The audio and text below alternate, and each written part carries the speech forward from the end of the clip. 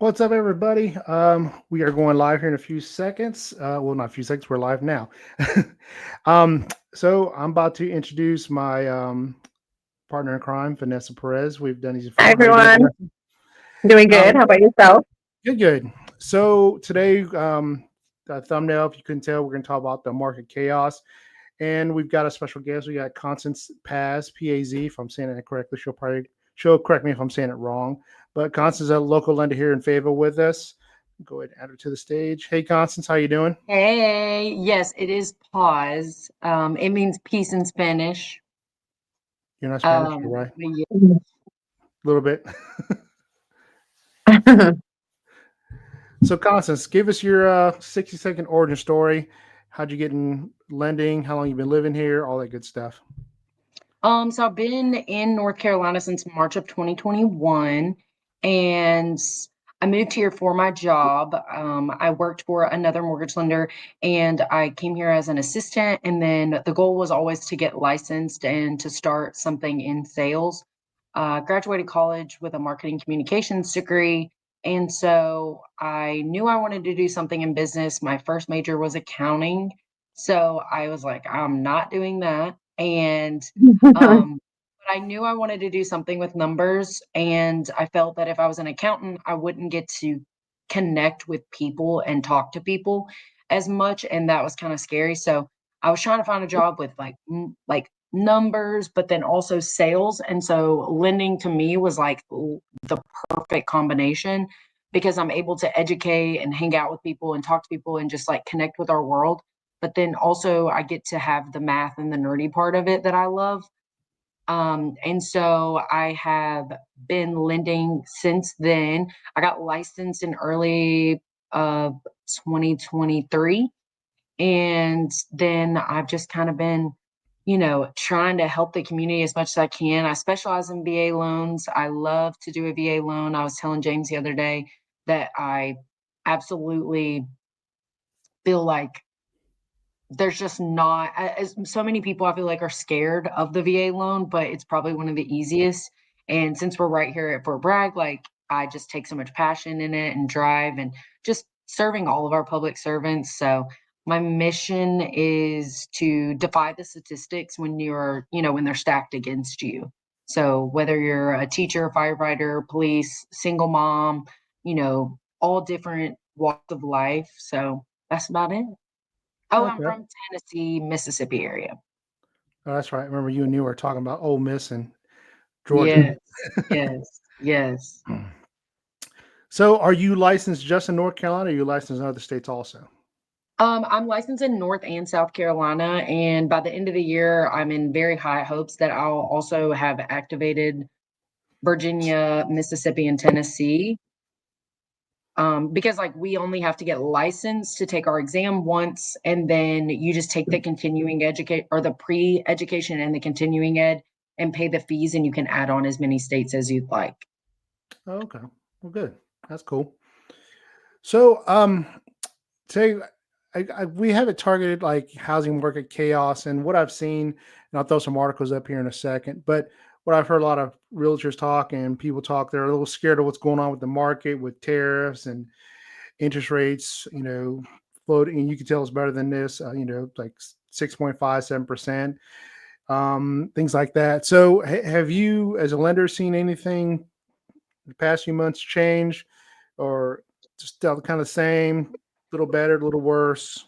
What are you thinking? I would definitely say that I have seen a lot of just changes in general. You have to realize, I mean, I've only been in this for 4 years. And I still feel like I know how to do my job and things, but I mean, this is only my second time seeing the market shift, and the first time I'm seeing it shift in advantage for our buyers. So when I first came and moved here, it was during COVID. I mean, we had crazy over asking prices, houses were flying off the market. We couldn't even do an open house, things like that. And then we kind of transitioned into like ghost town mode. So, but like sellers weren't bringing their prices down yet. Like rates were flying into the sevens and eights. Like everyone was getting scared. People were backing out. Statistically, I think we lost over 46% of people in the real estate industry got out of this job. Mm. So if you're thinking about being a real estate agent or a lender, there are less of us now. And so with seeing that change, and then now we're kind of coming back to where people are like, okay, this is a reality. Rates are not going to be 2% anymore. I need to just go ahead and buy. And then sellers are cutting their prices a little bit. There's just so many motivation for buyers again. So I feel like this is our second time. It's kind of just like a learning experience. I feel like we're never going to really know what the market is doing and or how to even prepare for it till we're like in it.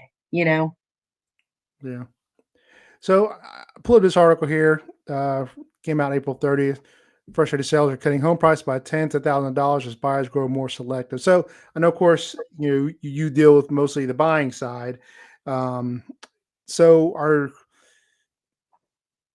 you seeing this? Are you seeing more closing costs? Are you seeing buyers with you being more, hey, I've got time to think, and which is great for buyers, obviously, but to pick and choose, not like it was 3-4 years ago. I mean, most definitely do I see natural inflation being added to it, of course. So I mean, just for as an example, credit report fees. That is built into your closing costs. You pay for your own credit report fee, your verification of employment. You pay for a lot of those things, but you pay for them at a drastically discounted price because it is through a company. So I would credit reports, just as an example, have gone up at least $80-$90 than when I even started. I mean, I know that doesn't seem like a lot, but if we have $80-$90 on like 10 different closing document lines, I mean, that makes a big difference. That's $1,000 quickly. Yeah, I know that one of ours, and a lot of the builder cost is kind of coming back down to our people. And it just, I feel like with just like house prices, even though they're kind of coming down, I mean, think about it. Eggs are not the same price. Groceries are not. Gas isn't. Everything has inflation. So do the closing costs. Gotcha. Yeah. And I know that a lot of times, well, obviously, that we real estate agents and lenders work hand in hand, and we get to experience every part of the process together. What have you seen as far as how sellers are trying to adjust now to attract more buyers? To attract more buyers, I would say I think people are kind of going in from listing. I'm seeing a lot of our real estate agents advise to them, like during their listing presentations and things. I'm seeing them say like, hey, we're going to go ahead. What's your bottom dollar? And they're already factoring in when they list it to pay closing costs. I've noticed that a lot. So, because I have a lot of clients that buy and sell at the exact same time, and I'm running numbers on their purchase, but based on the proceeds from their house, where they're going. And so when I use those hand in hand, I have to be super aware of how much they're going to make proceed wise after seller credit, after the closing attorney, after both of the realtors are paid out in commission if they've signed that document and agreed to that. And then so I'm having to kind of go back and forth. I will definitely say that they're coming out of the gate offering seller credits, and then I've seen a few different listings say like painting allowance, floor allowance, this allowance, things like that, because I think people are starting to finally realize that when you're doing your pre-listing appointment and you're kind of looking through all the things that kind of need to be upgraded, you're like, this is going to be a hard selling factor. You have dogs, like you need to change your carpet.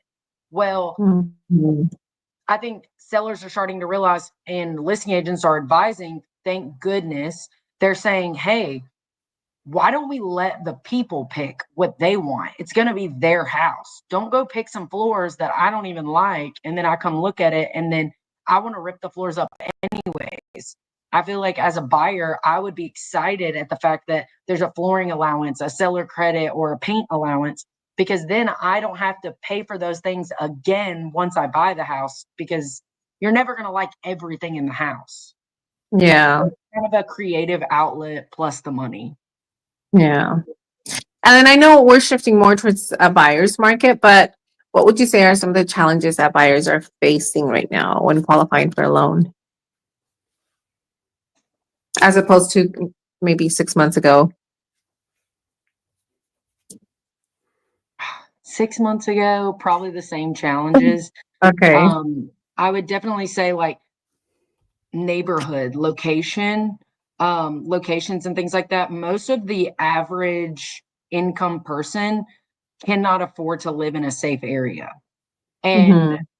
or they're overextending themselves unless they have two incomes coming into their household and not a lot of debt, which has been very easily snowballed, and so many people have built up a lot of debt since COVID because we were living, a lot of people fell out of their jobs. We got to think service industry, a lot of people were on unemployment, things like that. And then they were used to this accustomed to this lifestyle of, being able to eat and shop and do things like that. And then they were stuck in the house. So they ended up shopping online and doing all this other stuff where they were putting themselves in debt and not realizing that it would come back later on them. And then when COVID opened up and everybody went back to work, they thought, oh, I can kind of catch back up and pay my debt off. Well, then everything else went up. All the food Mm-hmm. went up, all the store, clothing went up, gas went up, everything went up. So then people were like, oh my God, I'm living check to check and I'm in debt.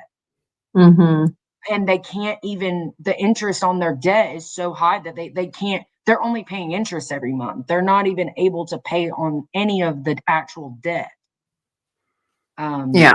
So I would definitely say they're struggling with like location. I feel like my buyers personally are approved for $250,000, $300,000, and they still can't find a priced house in the area they want to live in. And people are flipping houses in, some of those lower income areas and things like that right now. And that's kind of like a big thing.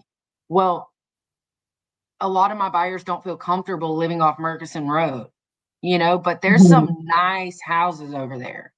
Mm-hmm. So, yeah, Yeah. definitely that. With that income, what's the I don't know if I'm using the right word, but like what's the, I guess, limit or where you guys go, okay, that's we can't help you at that point. We gotta put some kind of like, program or you have to come back to us. What's the ratio there? That is a really good question, James, because there is no definite answer. Technically, if you look up every single loan, FHA, VA, USDA, they all have a max DTI limit for that loan. So the only one that I'd say that's like super exact or that you cannot go over is going to be USDA.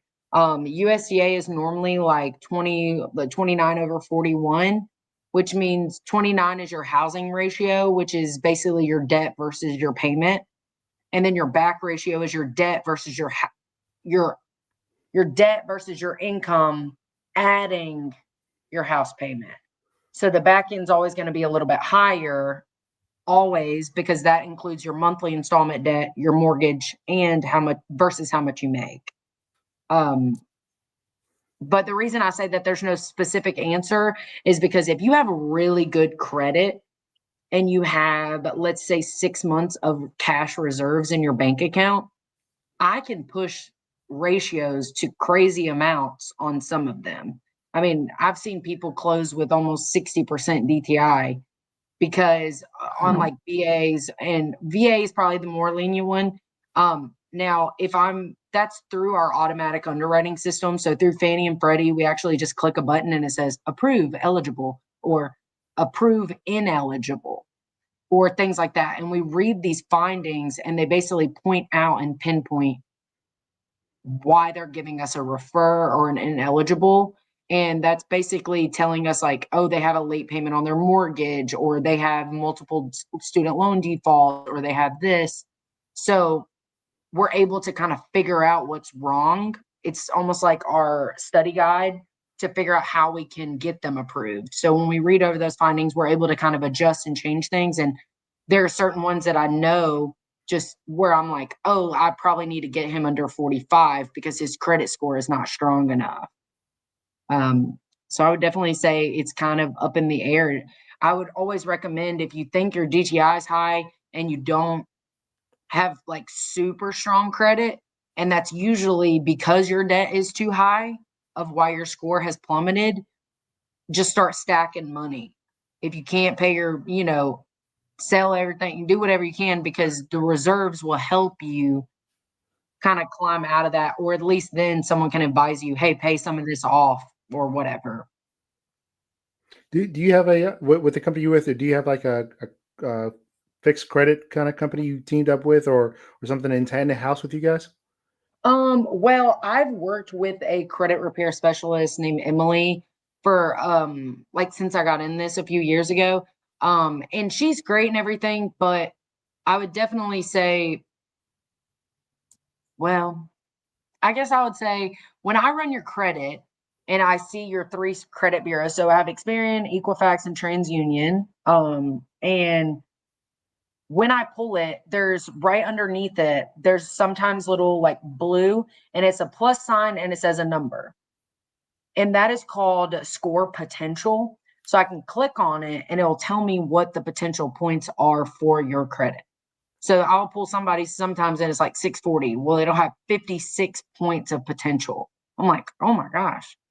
And 90% of the time when I click on it, and I mean, that's a cost that our company eats, because, we're running simulators for you to see where you can go and things like that. So if I meet a buyer and, they are not willing to have a phone call conversation with me and talk about their credit and kind of a plan and things, and I can look at someone's credit and go, hey, every one of your credit cards is maxed out. I'm not going to click that potential button until you pay down some of these, because I know that's what's hurting your credit. And then we'll try to see which accounts that we need to actually get removed. The first time I started talking to my credit repair specialist, actually, she had told me the reason that it's so important to work with a credit repair team is because you don't know which accounts need to be paid in full, paid to delete, or if they're actually not even impacting your score. So there are some people that have like a default for like a installment loan or something from 10 years ago. And they think in their head, oh, I need to take care of that. I need to take care of that. That's what's hurting my credit. Well, when I run simulators, I've noticed there's certain accounts that I'm like, don't even pay that off. Don't worry about it. That's not gonna, because when I run the simulator, I pretend that they pay it off and it doesn't help their score. So there are definitely, I would say, so many, it's almost like interest rates. Whenever you pull someone's credit, you really don't even know which accounts impact it until you start kind of playing with it. And then if they're really, really bad, under 500 is when I'm connecting them with Emily. Okay, like 500 credit score. Yeah, because I think at that point, there's probably too many items stacked against them to where I need someone who specializes in that. I can give somebody from like 540 to 620 or even 580, get them up 520 to 580. And that's what I tell people, even if your potential is only up to 580, okay, I want you to do all these things. If you come back to me and you do all these things and we get you to a 580, I'm going to rerun them and we're going to get you to 620. So, yeah. What about student loans? Do those affect DTI? If you're not on a payment plan.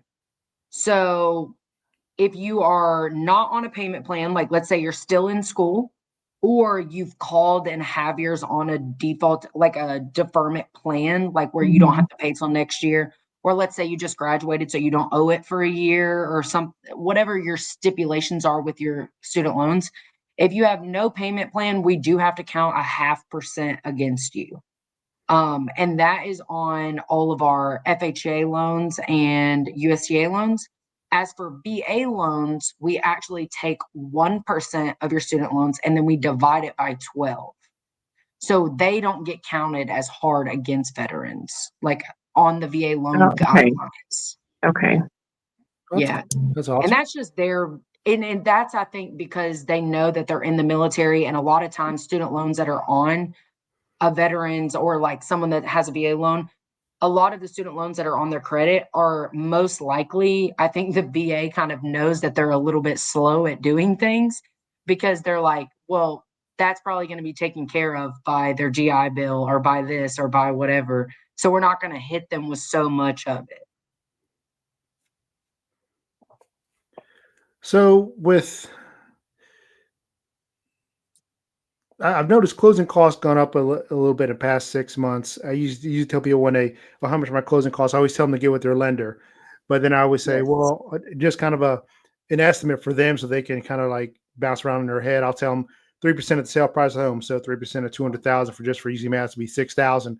I've noticed that's gone up a little bit more. Am I seeing that right, or is that just more other factors are playing in now? I think that, and what would you say as an example that you're kind of seeing the difference of? Like, are you seeing more 8,000s? Are you seeing Yeah. more? Okay, so you're Yeah, seeing I'm about a seeing $2,000 like 75, change. yeah, about 7,500. If it was a $200,000 home, roughly, and just I would say, yeah, I'd say it was 6,000. It's kind of like 7,500 to almost 8,000 sometimes.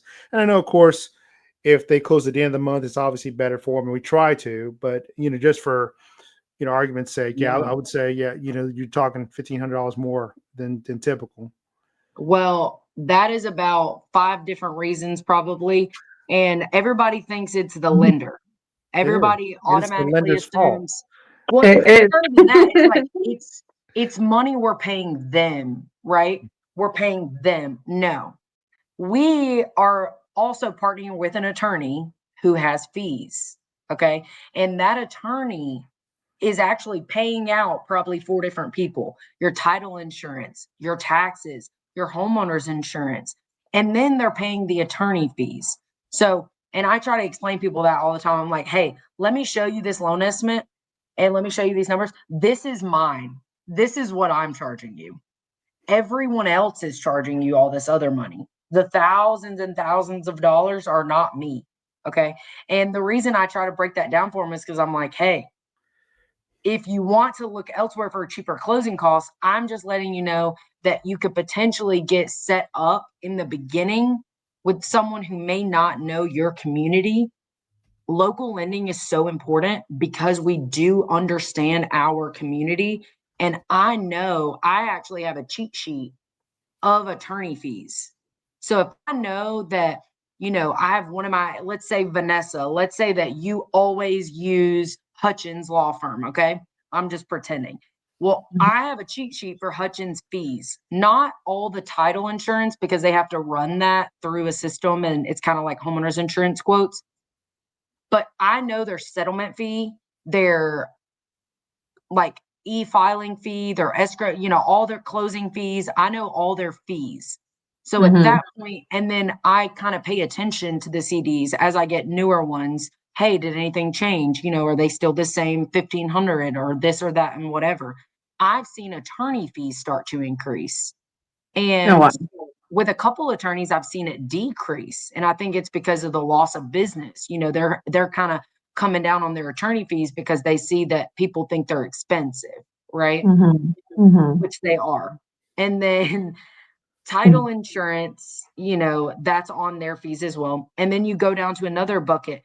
Homeowners insurance policies are about $50 monthly more than they used to be. Okay. I used to be able to estimate people at about $135 a month, which is like 1620 premium. About 1,500 to 1,800 was kind of like the norm.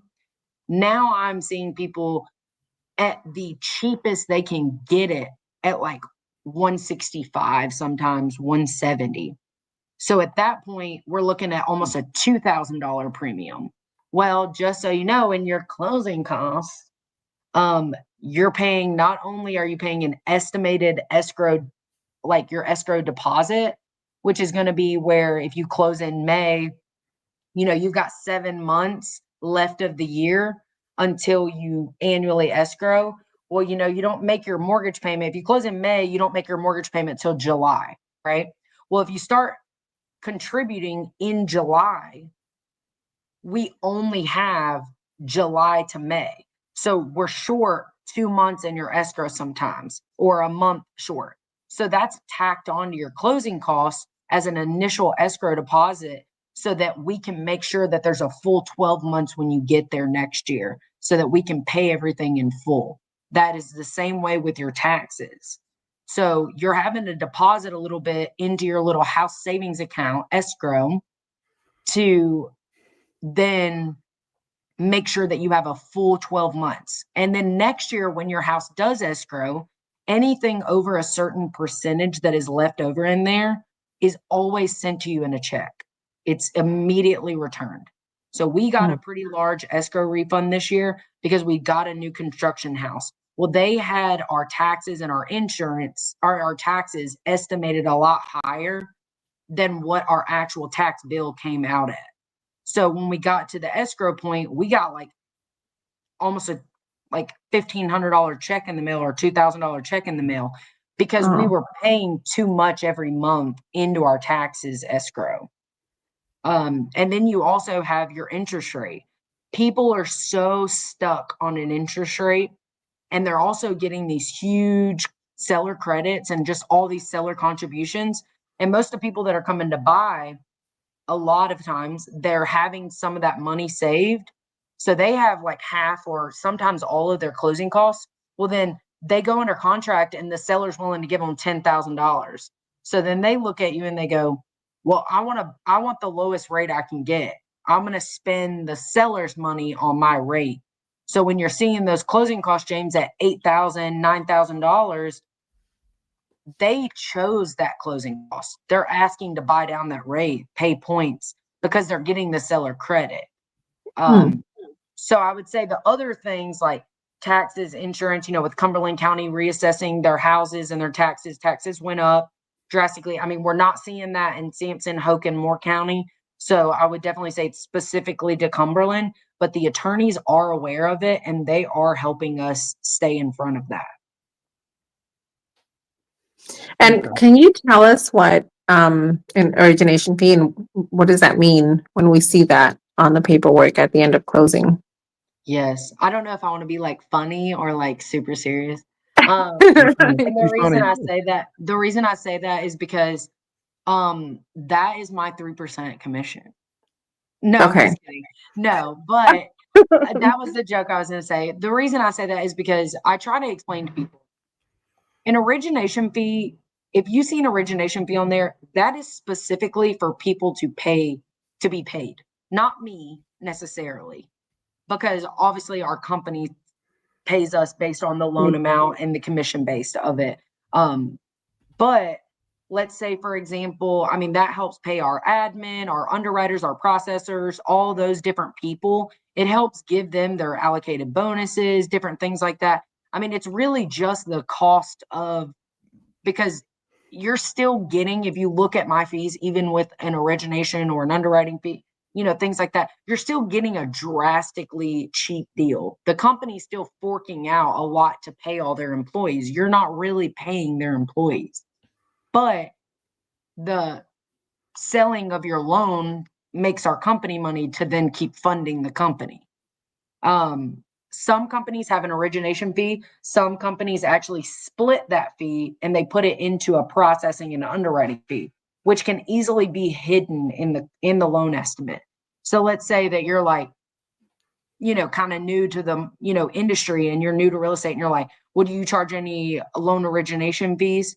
No, I don't charge an origination fee, but they charge an $800 processing fee and a $600 closing fee. Well, they charge an origination fee.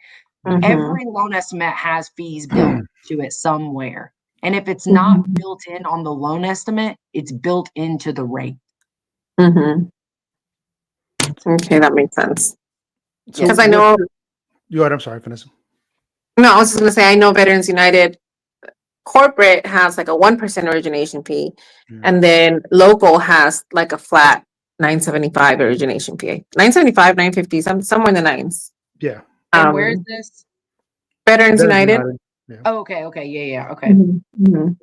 Yeah, the local office has, I think I want to say it's $950 no matter what. Like if you're buying $1 million home, $950, And if you're buying $100,000 home, still 950. So it definitely helps out the buyer. Is that how your company is too? The company you work for, is it a flat So, rate fee?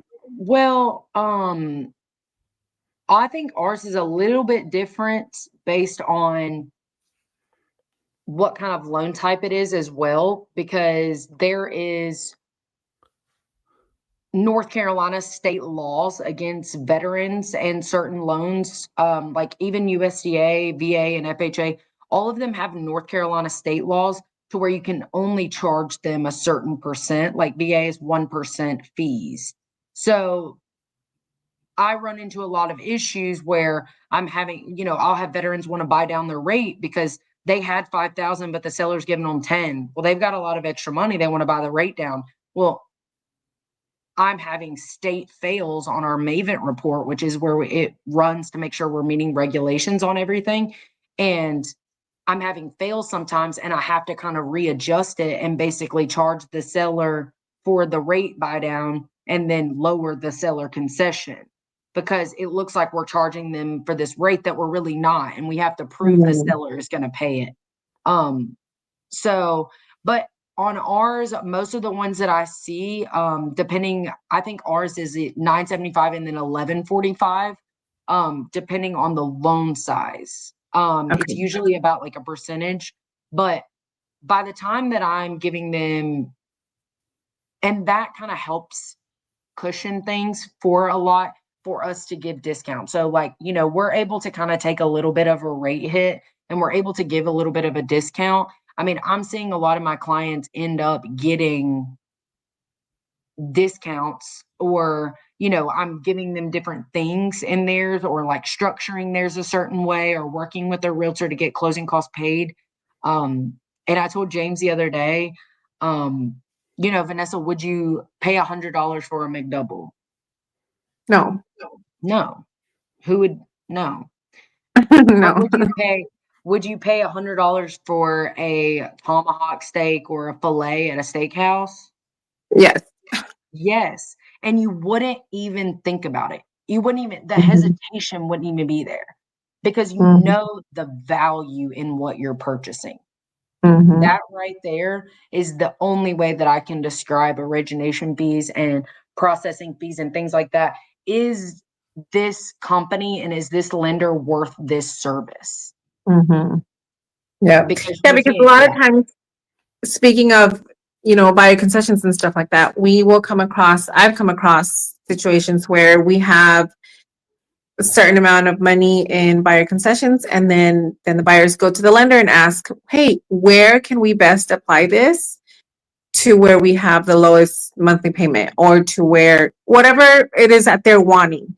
And I've come across lenders that can't answer that for them, or don't know how to answer that for them. And I'm like, well, that's your lender. That should be someone that knows exactly how to answer that. Yeah. Speaking of that question, what do you recommend they allocate when you have buyer concessions? Well, I think everyone's case is extremely different. And, no harm, no foul on other lenders that may not know what exactly or how to explain it. Maybe they probably know, but they don't really know where to start, or, maybe their brain is just not, like, maybe they just don't think like real creative and outside the box sometimes, and that's okay.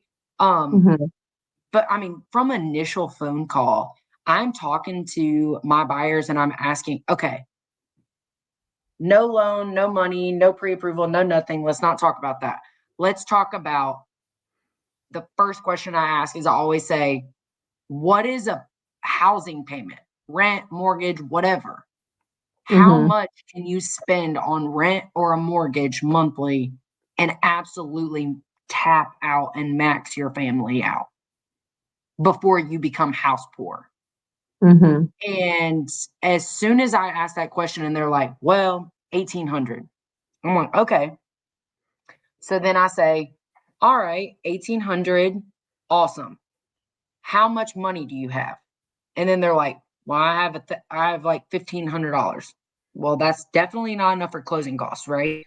So I'm like, okay, do you have a 401k? And they go, yeah, I got like $40,000 in my 401k or whatever. I'm like, okay, heard. Do you have any family members that would be willing to give you a gift?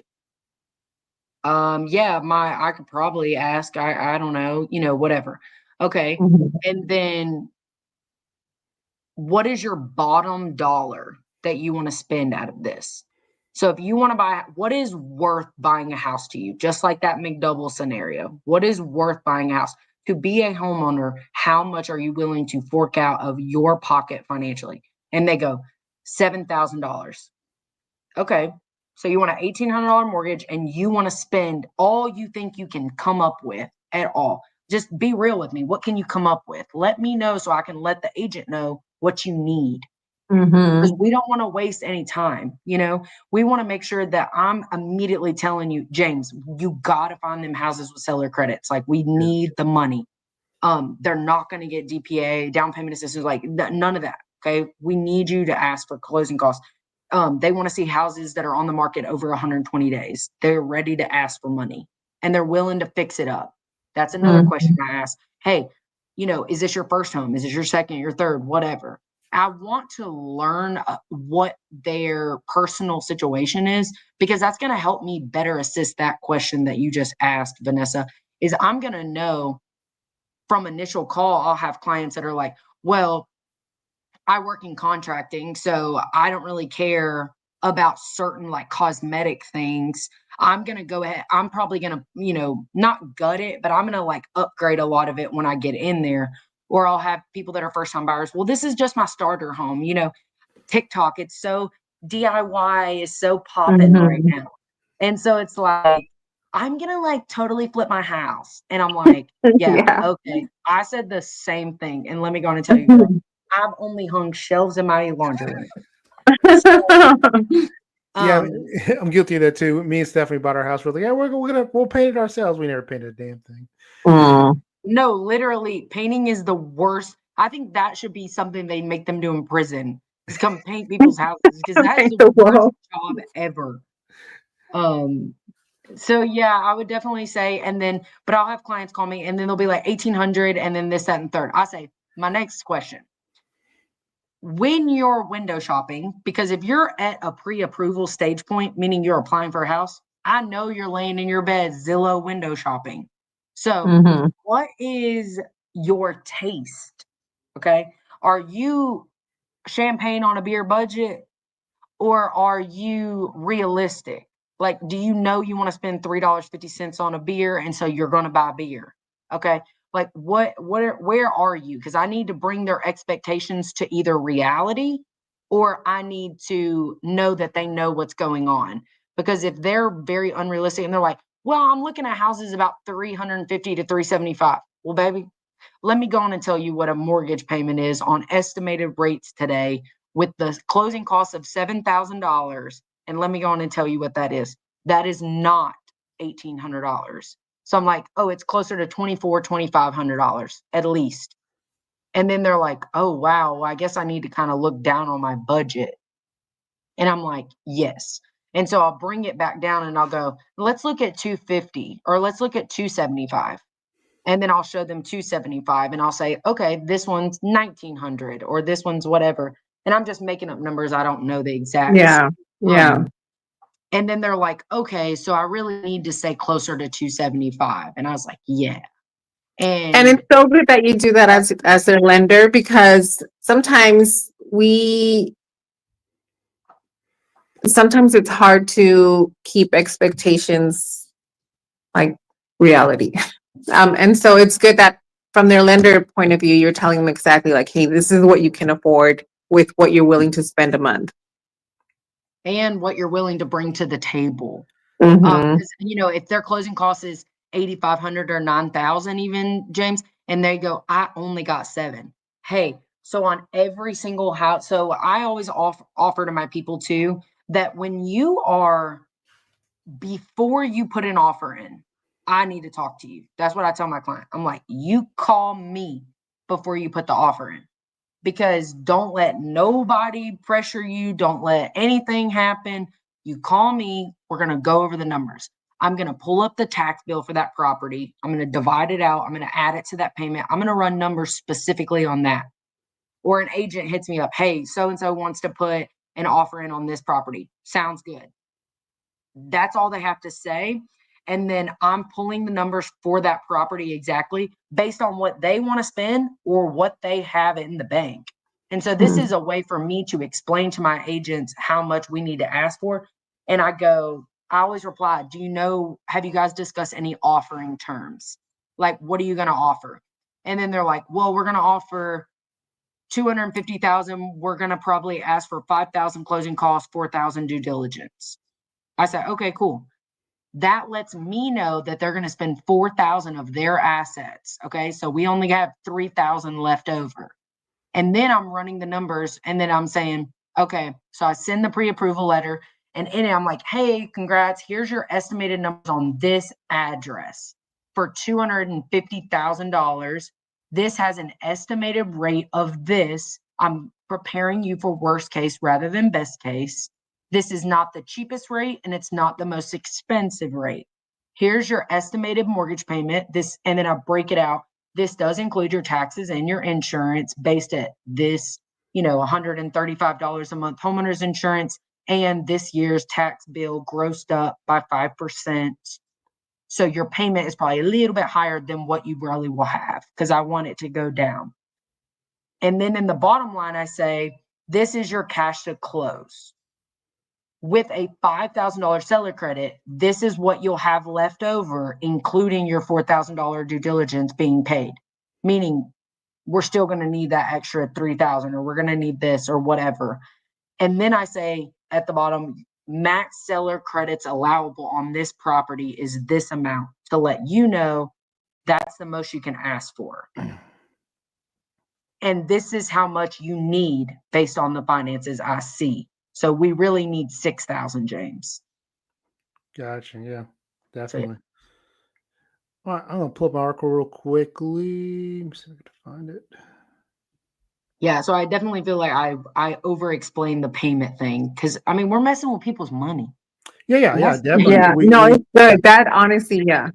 Yeah, I totally agree. I always tell people when I talk to them, obviously buyers, it's the biggest investment of your life next to buying a car. You're going to spend maybe $250,000 possibly in a house. You need to know what's going on. You need to understand, where your money's going and have us in your corner. We'll do our best to take the stress off you, but, we know they're going to be worried. So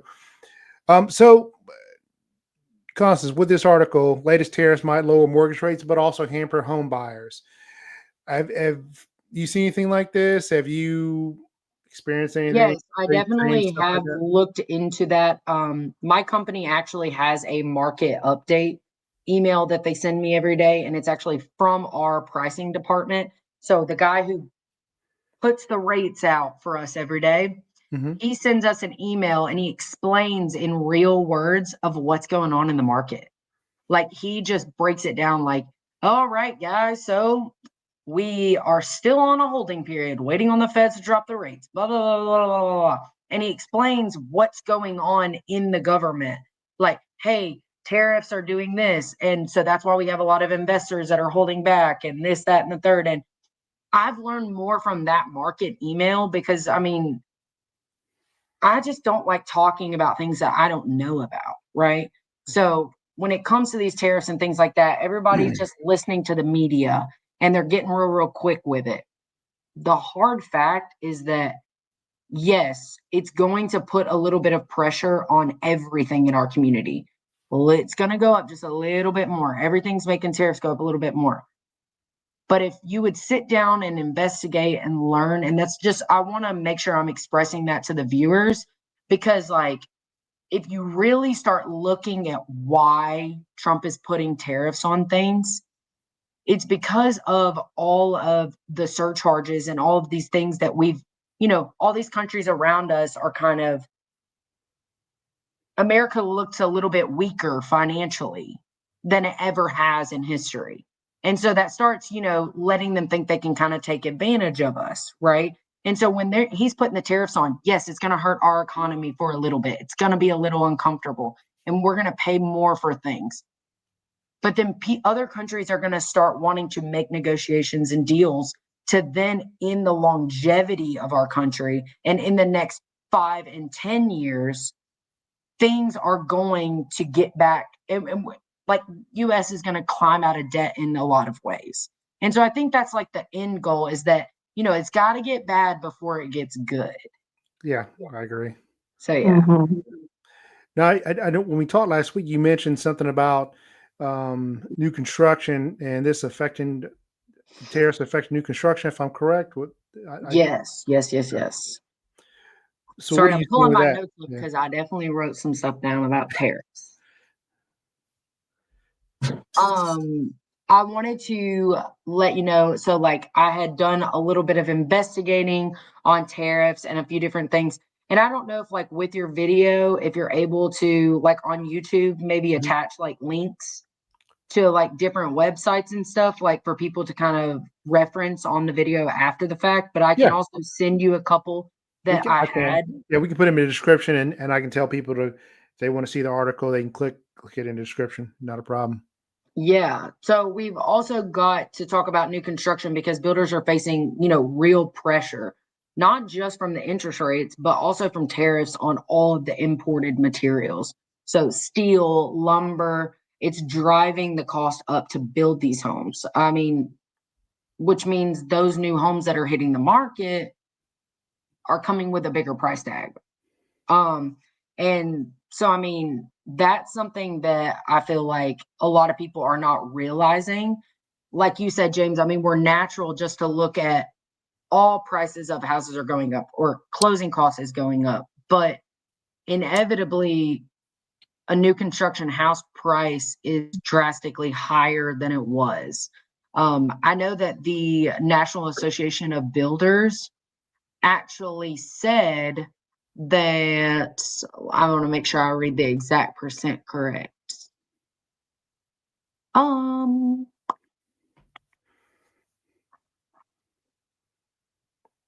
yeah. So it suggests that the new home price has risen by $9,200 to $11,000.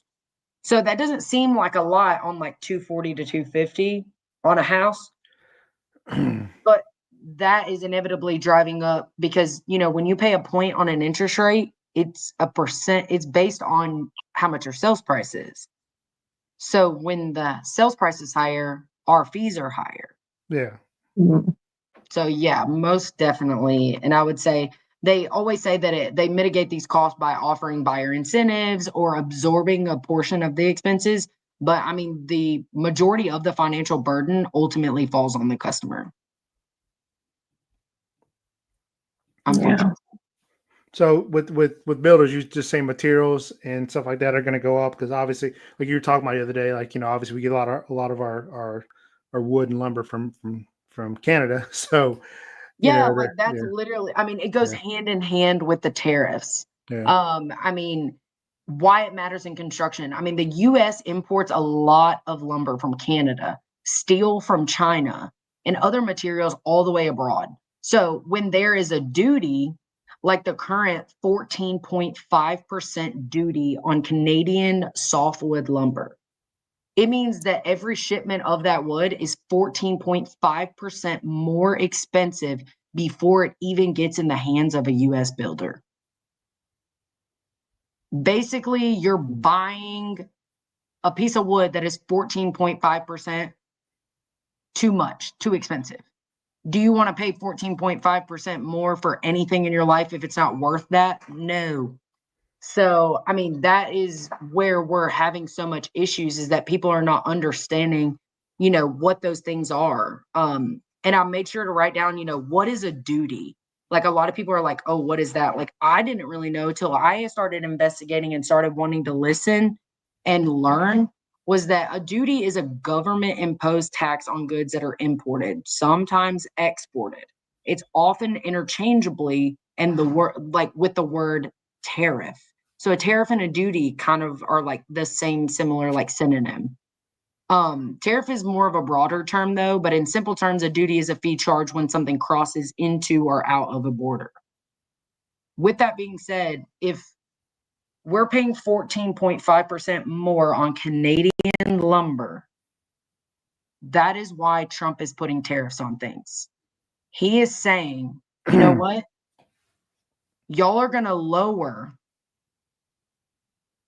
this 14.5%, or we're going to charge you guys for everything you want, or we're going to charge you to let our people buy, or things like that. And it's basically to try to, I guess you could say, like, punk them out so that he can negotiate with them to bring it down. Because then our house prices will come down, our inflation will come down, and the U.S. will become stronger based on more products being actually manufactured here. But we can't manufacture Canadian softwood lumber. Yeah. So I think that's where he's having to do some of the harder ones on our actual, like, big materials that we can't manufacture in the U.S. Because he's all about, let's, bring all of our manufacturing and everything and all the warehouses and, factories back to the U.S. Well, we can't factor the natural supplies that come from other places.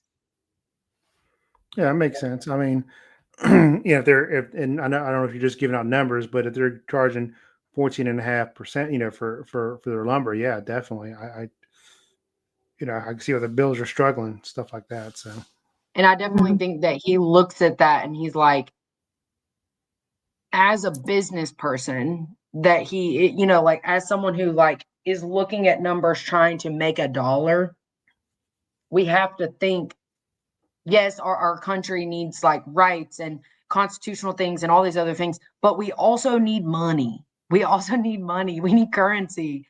And at the end of the day, I mean, America is a business, like, it's all still a currency flows and things like that.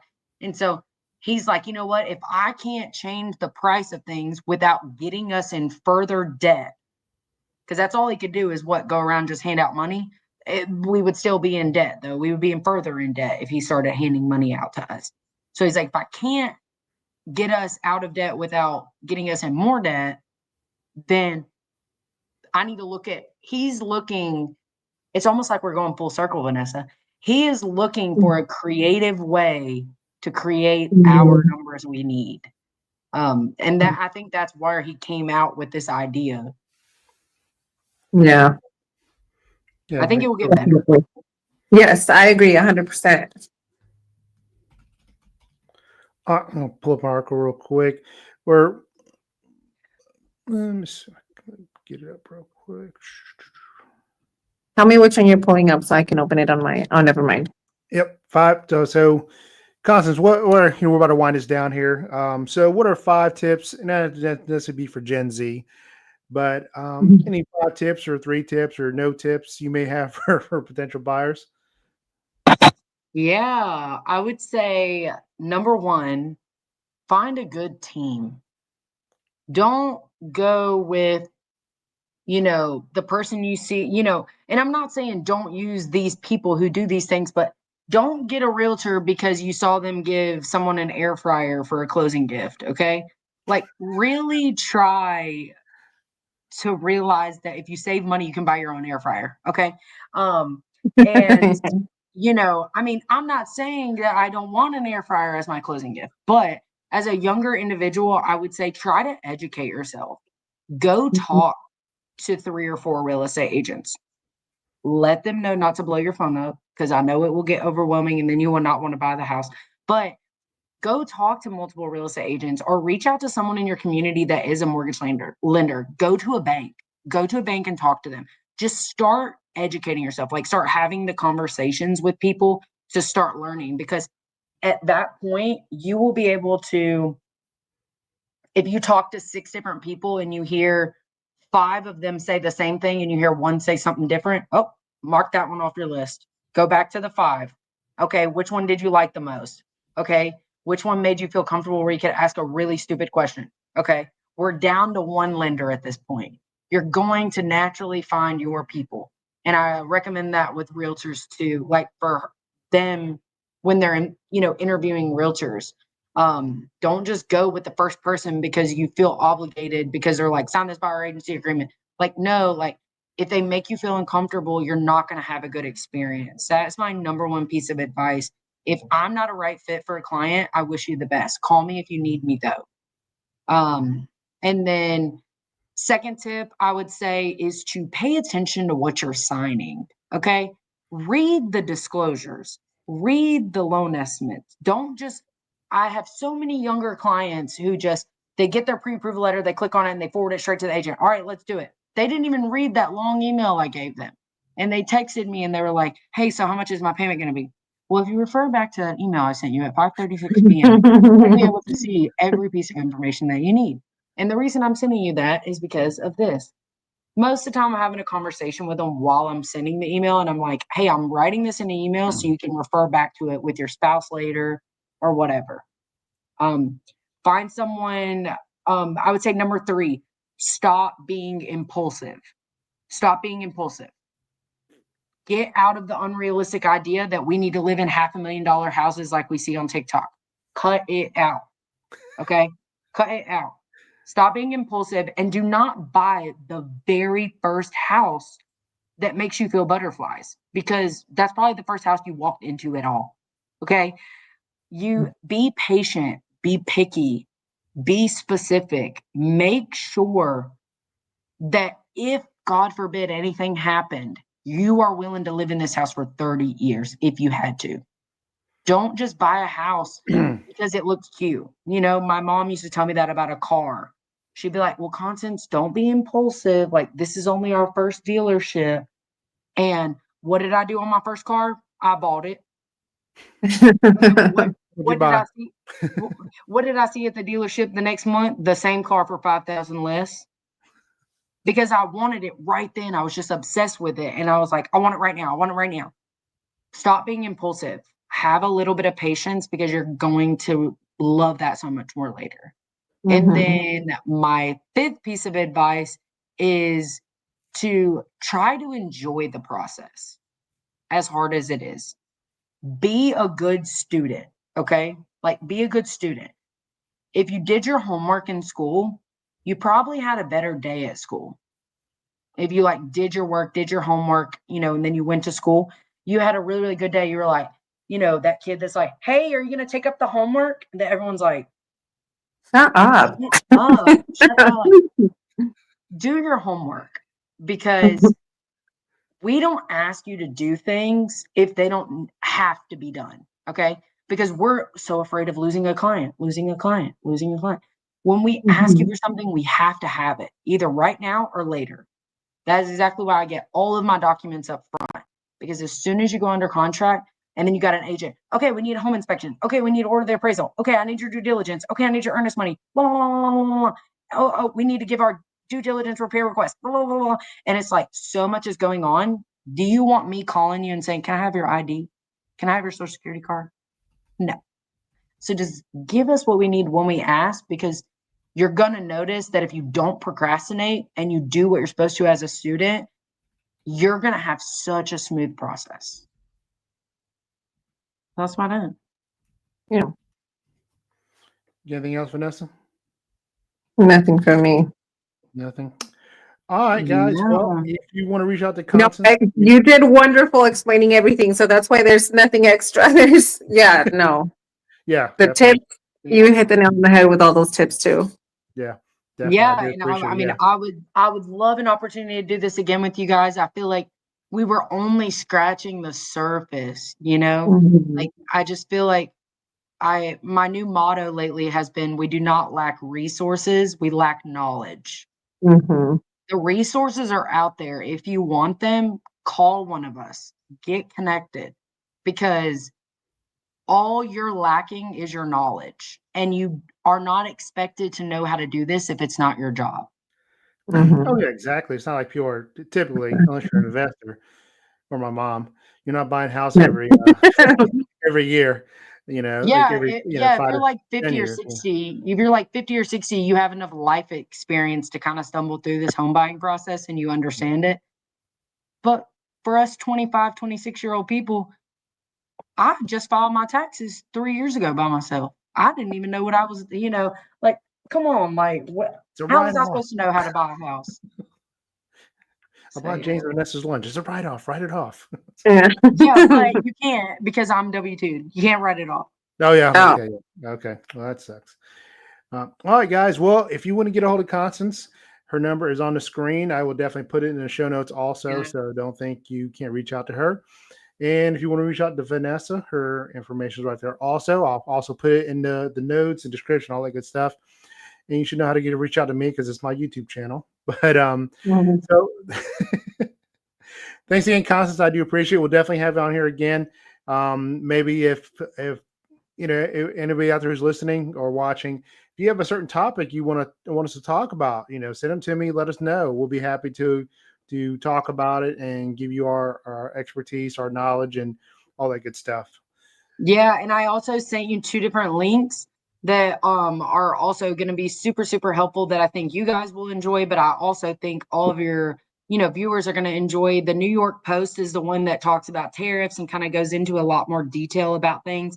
And even the Redfin Realtor Newsweek one Okay. goes into, how the housing market and the impacts that tariffs are having. So if you want to have a conversation about tariffs, read it. Got it. I'll definitely put those in the show notes also. Yep. There you go. Thanks a lot. Again, Constance, Vanessa. Thanks, everybody. Thanks, See you guys guys. next time. Yes, bye. Bye. Bye.